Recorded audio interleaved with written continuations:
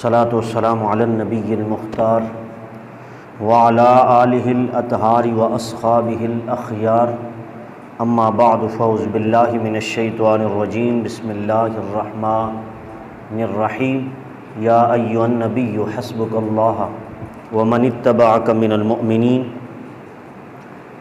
ان اللہ وملائکتہ یصلون علی النبی یا ایھا الذین آمنوا صلوا علیہ وسلموا تسلیما اللہم صلی علی سیدنا و اصحاب سیدنا و مولانا محمد مبارک وسلم وصلی علیہ صلاۃ والسلام علیک یا رسول اللہ وعلی آلک و اصحابک یا سیدی یا حبیب اللہ۔ اللہ تبارک تعالی جل جلالہ و عم نوالہ کی حمد و ثنا اور حضور کی بارگاہ میں ہدیہ درود و سلام کے بعد نہایت ہی معزز سامعین و ناظرین، جیسا کہ گزشتہ جمعۃ المبارک یوم فاروق اعظم کے حوالے سے چند معروضات آپ احباب کے سامنے بیان کی تھی، آج دوسری نشست میں بھی ہم سیدنا فاروق اعظم رضی اللہ تعالیٰ عنہ کی بارگاہ میں کچھ چند کلمات پیش کرنے کی کوشش کر رہے ہیں۔ اللہ رب العزت مجھے حق اور سچ بیان کرنے کی توفیق عطا فرمائے۔ حضرات محترم، جس وقت سیدنا فاروق اعظم نے اسلام قبول کیا تو اللہ رب العزت نے ان کی شان میں اسی آیت کو نازل فرمایا جو کہ سورہ انفال کی آیت نمبر 36 ہے۔ رب ذوالجلال نے فرمایا، اے میرے مصطفیٰ کریم، اللہ بھی تجھے کافی ہے اور تیری اتباع کرنے والے مؤمنین، اور یہاں مؤمنین سے مراد سیدنا ابوبکر صدیق کی زوات دیگر زوات کے ساتھ شامل ہے، کیونکہ 40 افراد میرے نبی علیہ الصلوۃ والسلام کا کلمہ پڑھ چکے تھے۔ اس لیے جس وقت انہوں نے اسلام قبول کیا تو ساری کائنات میں مسلمان ہی نہیں بلکہ آسمانوں کے اوپر بھی فرشتوں نے جو ان کے اسلام لانے پر خوشی کا اظہار کیا وہ بھی حدیث کے اندر موجود ہے، جس طرح روایت مستدرک علی الصحیحین کے اندر امام حاکم نے، اور اسی طرح مواہب اللدنیہ کے اندر امام زرقانی نے، اور اسی طرح ابن ماجہ کے اندر صفحہ نمبر 11 پر مدارج النبوہ، ریاض النظرہ، اور اسی طرح تاریخ الخلفاء کے اندر الصواعق المحرکہ، طبقات ابن سعد کے اندر، اور عیون الاثر کے اندر حضرت عبداللہ ابن عمر رضی اللہ تعالیٰ عنہ خود فرماتے ہیں کہ میرے نبی نے خود فرمایا کہ جب سرکار فاروق اعظم رضی اللہ تعالیٰ عنہ نے اسلام قبول کیا تو فوراً جبریل امین میرے نبی کی بارگاہ میں تشریف لائے اور آ کر عرض کیا کی؟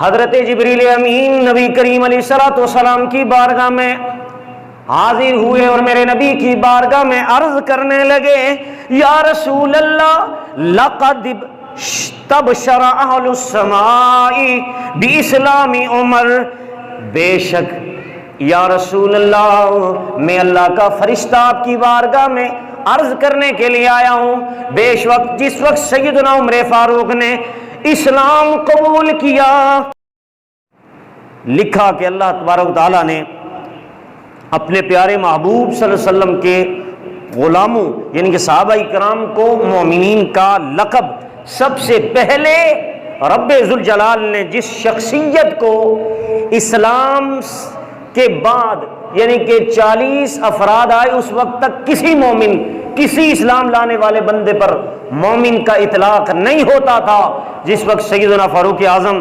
اسلام قبول لائے تو سب سے پہلا لقب اللہ رب العزت نے قرآن کی نصوص کے ذریعے فقط سیدنا فاروق اعظم کے لیے استعمال کیا، وَمَنِ اتَّبَعَكَ مِنَ الْمُؤْمِنِينَ۔ حضرات محترم، یہ سیدنا عمر فاروق مراد پیغمبر بھی ہیں، میرے نبی کی مراد بھی ہیں اور میرے نبی کی چاہت بھی ہیں۔ میرے نبی نے خود رب کی بارگاہ میں دعا کی تھی، اور اس حدیث کو میں گزشتہ جمعۃ المبارک بھی بیان کر چکا کہ اللہم اعز الاسلام بعمر بن الخطاب او بابی جہل بن الشام، دو شخصیت کے بارے میں میرے نبی کا جمعرات کے دن دعا کرنا، اللہ رب العزت نے ایک شخص کو اللہ رب العزت نے ایمان کی حالت اور اسلام کا پٹا اس کے گلے میں ڈال دیا، وہ سیدنا فاروق اعظم کی زوات ہیں۔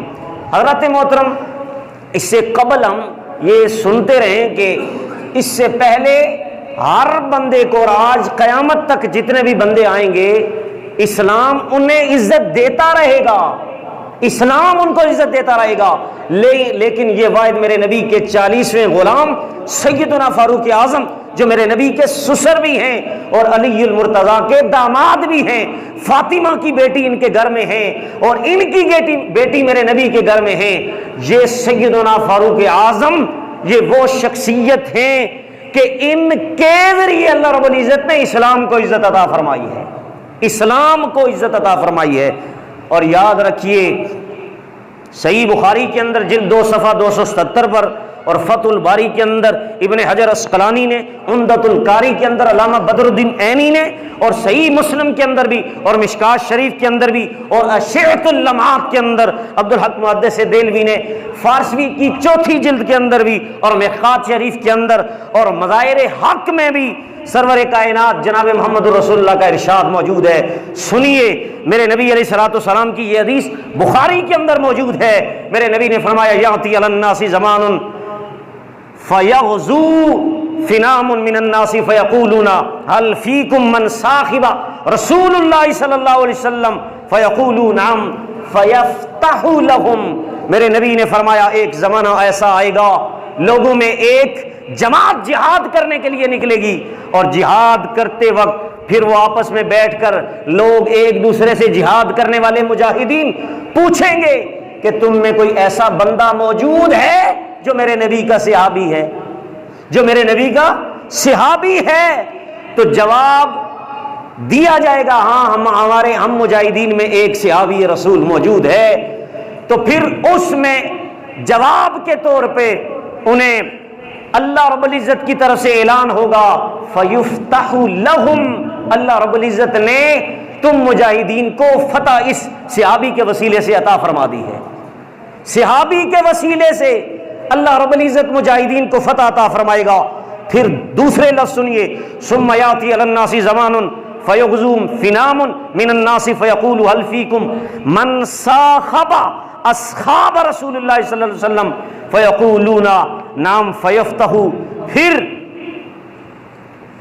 پھر سوال کیا جائے گا، وہ مجاہدین آپس میں بیٹھیں گے، جہاد کرنے کے لیے جا رہے ہوں گے اور آپس میں سوال ہوگا کیا تم میں ایسا کوئی بندہ موجود ہے جو صحابی نہیں بلکہ صحابی کو دیکھنے والا تابی وہ موجود ہے؟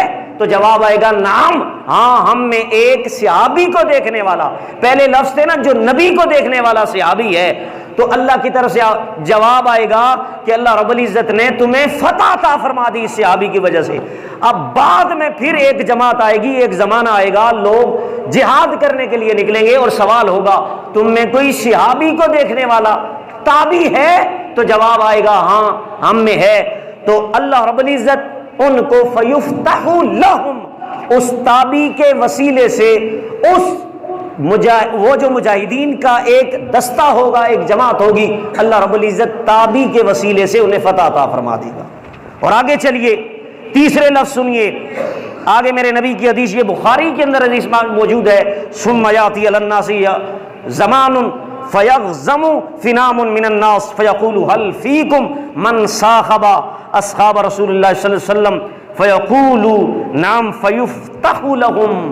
پھر میرے نبی علیہ الصلوۃ والسلام نے تیسرے لفظ اس بخاری کے اندر بیان فرمایا پھر ایک زمانہ آئے گا لوگ جہاد کرنے کے لیے مسلمانوں کی ایک جماعت کفار کے مقابلے میں نکلے گی، اور کیا ہوگا وہاں کفار کے مقابلے میں وہ جماعت نکلے گی، اور جماعت نکلنے کے بعد پھر آپس میں تکرار ہوگا، باتیں ہوں گی کہ تم میں ایسا کوئی بندہ موجود ہے جو صحابی کو دیکھنے والا نہیں بلکہ صحابی کو دیکھنے والا تابی، اس تابی کو جو دیکھنے والا ہے وہ تم میں موجود ہے یا کہ نہیں؟ پس اللہ رب العزت اس تابی کو دیکھنے والے کو تبع تابی کہتے ہیں۔ اللہ رب العزت اس تبع تابی کے وسیلے سے ان جہاد کرنے والے مجاہدین کو فتح عطا فرما دے گا۔ تو حضرات محترم بتایا جا رہا ہے جس کا بھی زمانہ میرے نبی کے قریب ہوا، چاہے وہ ولی ہے، تبع تابی ہے، تابی ہے، صحابی ہے، اس کا وسیلہ میرے نبی نے خود سکھایا ہے کہ اللہ رب العزت ان نیک لوگوں کے وسیلے سے فتح عطا فرما دیتا ہے، فتح عطا فرما دیتا ہے۔ حضرات محترم تو میں عرض کر رہا تھا فاروق اعظم رضی اللہ تعالیٰ عنہ کے بارے میں روایت میں آتا ہے جب فاروق اعظم رضی اللہ تعالیٰ عنہ نے اسلام قبول کیا تو بارگاہ نبوت میں میرے نبی کی بارگاہ میں عرض کیا یا رسول اللہ کیا ہم حق پر ہیں؟ حضرت فاروق اعظم عرض کرتے ہیں یا رسول اللہ کیا ہم حق پر ہیں؟ تو میرے نبی علیہ الصلوۃ والسلام نے فرمایا ہاں، مجھے اس رب کی قدرت کی قسم، ہاں ہم حق پر ہیں، میرے نبی نے فرمایا۔ تو سنیے، میرے نبی نے فرمایا عمر تم بھی حق پر ہو اور ہم سب حق پر ہیں۔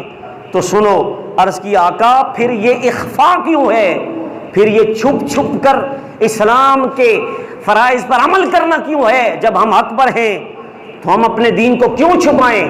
تو میرے نبی علیہ الصلوۃ والسلام کی بارگاہ میں حضرت فاروق اعظم نے جب یہ بات کہی کہ ہم حق پر ہیں تو چھپیں کیوں؟ تو سن لیجئے، حضرت فاروق اعظم نے اس پر عرض کیا والذی بعثک بالحق لا یبقى مجلس جلست فیہم بالکفر الا جلست فیہ بالایمان۔ سنیے، جس وقت میرے نبی کا یہ جملہ سنا کہ ہم حق پر ہیں تو میرے نبی علیہ الصلوۃ والسلام کی بارگاہ میں سرکار فاروق اعظم سامنے موجود ہیں، میرے نبی علیہ الصلوۃ والسلام بھی درمیان میں موجود ہیں۔ ایک طرف سرکار فاروق اعظم تھے اور دوسری طرف سرکار امیر حمزہ جو حضور کے چچا ہیں وہ تھے۔ جب مسجد میں داخل ہوئے تو قریش کے کفار تھے، وہ بھی مکے میں موجود تھے۔ جب ان کو اس طرح سرور کائنات جناب محمد رسول اللہ صلی اللہ علیہ وسلم کی غلامی کے بارے میں پتہ چلا کہ عمر نے بھی اسلام قبول کر لیا تو سن لیجئے، مشرکین مکہ کو بہت بڑا صدمہ ہوا، بڑے پریشان ہوئے۔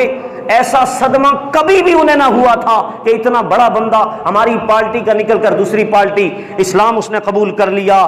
ایک وہ وقت تھا جب سرکار اعظم سرکار حضرت عمر فاروق رضی اللہ تعالیٰ عنہ ابو جہل، عتبہ، شیبہ کے جرمے میں بیٹھ کر اللہ کے محبوب جناب محمد رسول اللہ صلی اللہ علیہ وسلم کے قتل کرنے کا ارادہ کرتے تھے، لیکن جب اسلام قبول کر لیا تو پھر کیا ہوا؟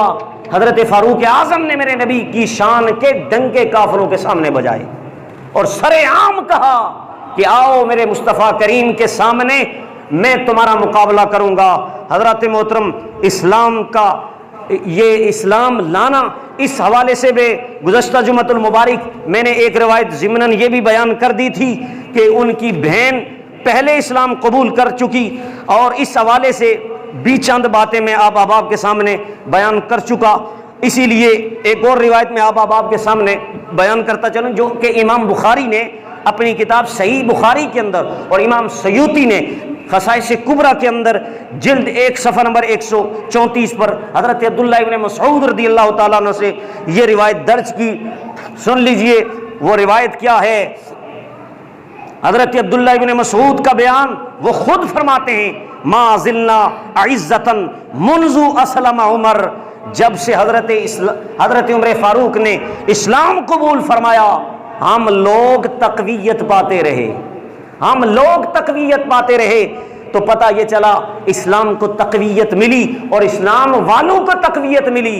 تو حضرت فاروق اعظم کے اسلام قبول کرنے کے بعد تو اس لیے سن لیجئے ایک اور روایت جو کہ شاہ ولی اللہ محدث دہلوی نے اپنی تصنیف لطیف کے اندر ازالۃ الخفا کے صفحہ نمبر 48 اور جلد 2 پر لکھا کہ جب ابو سفیان اخذ سے واپس ہونے لگا تو اس نے پہاڑ پر چڑھ کر بلند آواز سے پکار کر کہا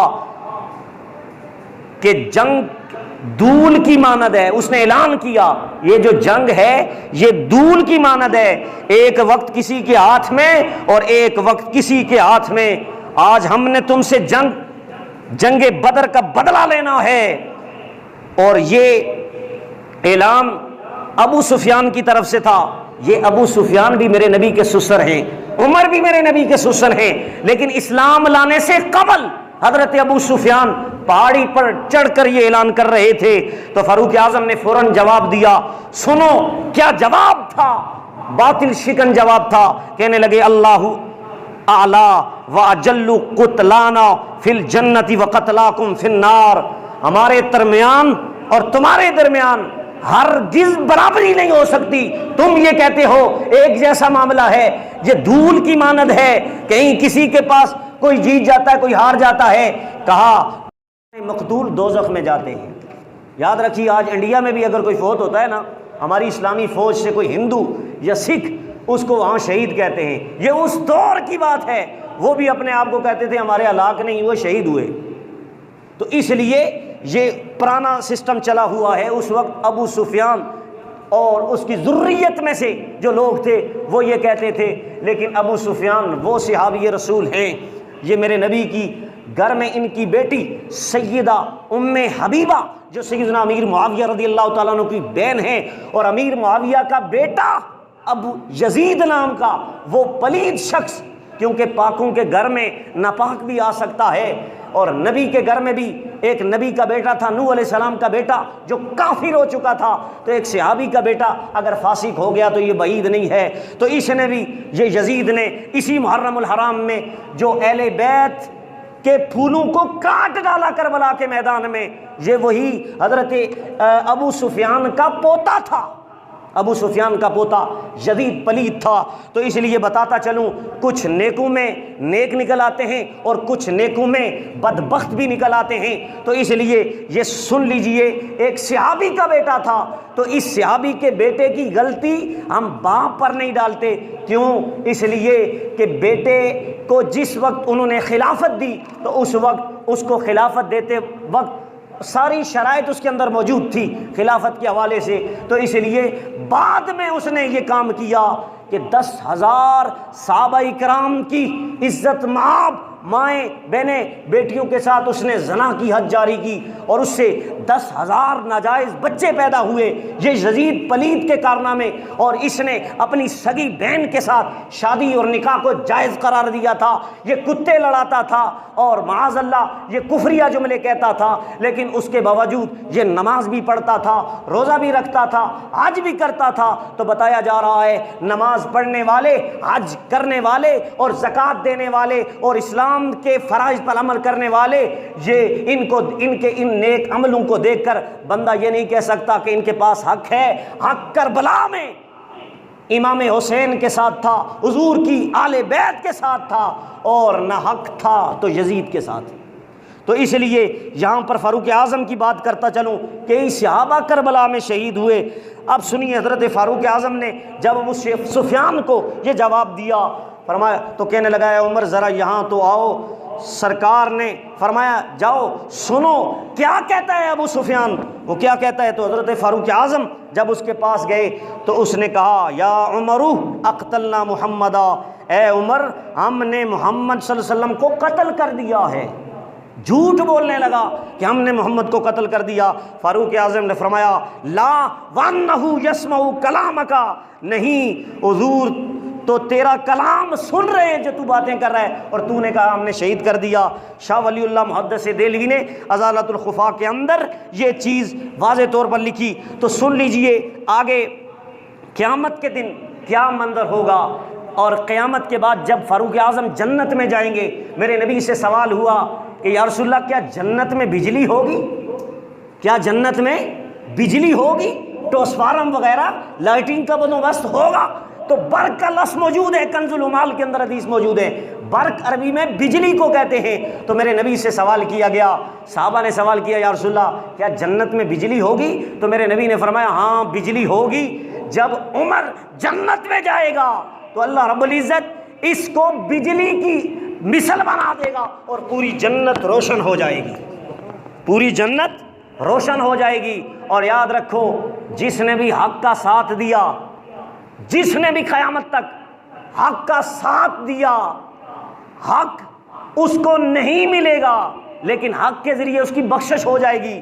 لیکن یہ حق وہ حق ہے کہ جس حق کا بھی حق فاروق اعظم نے ادا کر دیا، جس حق کا بھی حق فاروق اعظم نے ادا کر دیا، کیونکہ یہ حق اور باطل میں امتیاز کا نام فاروق تھا، حق اور باطل میں لکیر کا نام، ایک دیوار کا نام فاروق تھا۔ تو اس لیے محدث امام ترمذی نے بھی اس حدیث کو نقل کیا، اور اسی طرح غیر مقلدین کے بڑے امام نواب صدیق حسن بھوپالی اس نے تقریب المؤمنین کے صفحہ نمبر 56 پر اس حدیث کو نقل کیا۔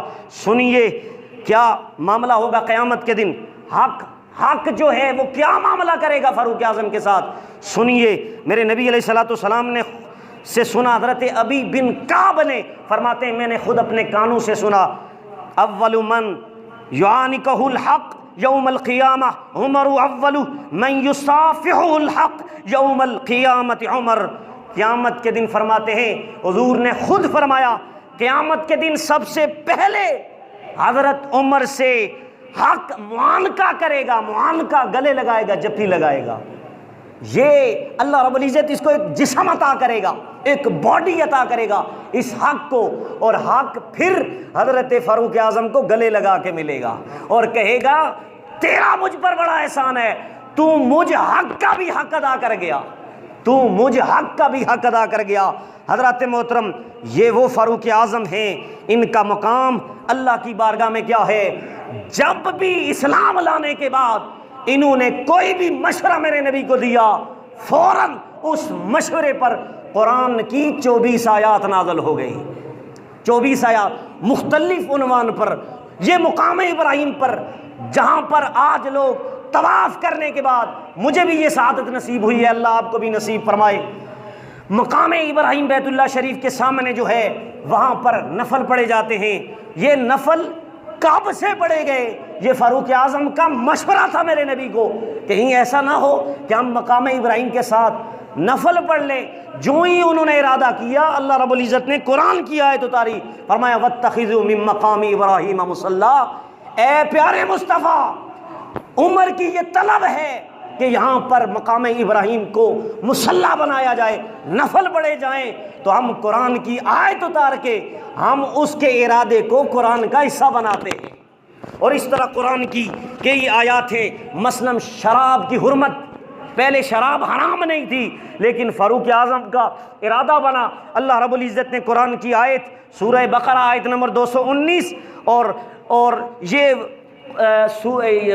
مقام ابراہیم پر جہاں 2 نفل پڑھے جاتے ہیں، یہ والی آیت سورہ بقرہ کی آیت نمبر 125 یہ حضرت فاروق اعظم کے ارادے پر نازل ہوئی، تو نفل کے لیے آیت نازل ہو گئی۔ اسی طرح حرمت شراب کے حوالے سے سورہ بقرہ کی آیت نمبر 219 میں رب کی بارگاہ میں جب یہ بات پہنچی کہ فاروق کی طلب ہے کہ شراب حرام ہو جائے، اللہ نے قرآن کی آیت اتاری اور منشا اور ان کے موافق پر اللہ رب العزت نے قرآن کی آیت یسألونک عن الخمر والمیس قل فیہما اثم کبیر کی صورت میں اللہ رب العزت نے یہ قرآن کی آیت اتار دی۔ اور اسی طرح اور کئی ایسی آیات ہیں جو میرے پاس لکھی ہیں لیکن وقت ہو چکا ہے۔ اللہ رب العزت کی بارگاہ میں ہم دعا کرتے ہیں کہ اللہ رب العزت ہمیں صحیح معنوں میں صحابہ اکرام کی عظمت کو سمجھنے کی توفیق عطا فرمائے۔ کہ شراب حرام ہو جائے، اللہ نے قرآن کی آیت اتاری اور منشا اور ان کے موافق پر اللہ رب العزت نے قرآن کی آیت یسألونک عن الخمر والمیس قل فیہما اثم کبیر کی صورت میں اللہ رب العزت نے یہ قرآن کی آیت اتاری۔ اور اسی طرح اور کئی ایسی آیات ہیں جو میرے پاس لکھی ہے لیکن وقت ہو چکا ہے۔ اللہ رب العزت سے کی بارگاہ میں ہم دعا کرتے ہیں کہ اللہ رب العزت ہمیں صحیح معنوں میں صحابہ اکرام کی عظمت کو سمجھنے کی توفیق عطا فرمائے۔ انشاءاللہ نیکسٹ جمعہ مبارک ہمارا موضوع ہوگا کربلا میں کون جیتا کون ہارا، یہ موضوع ہوگا انشاءاللہ نیکسٹ جمعہ مبارک۔ اللہ رب العزت ہم سب کو حق سمجھنے کی توفیق عطا فرمائے۔ وآخر دعوانا الحمدللہ رب العالمین۔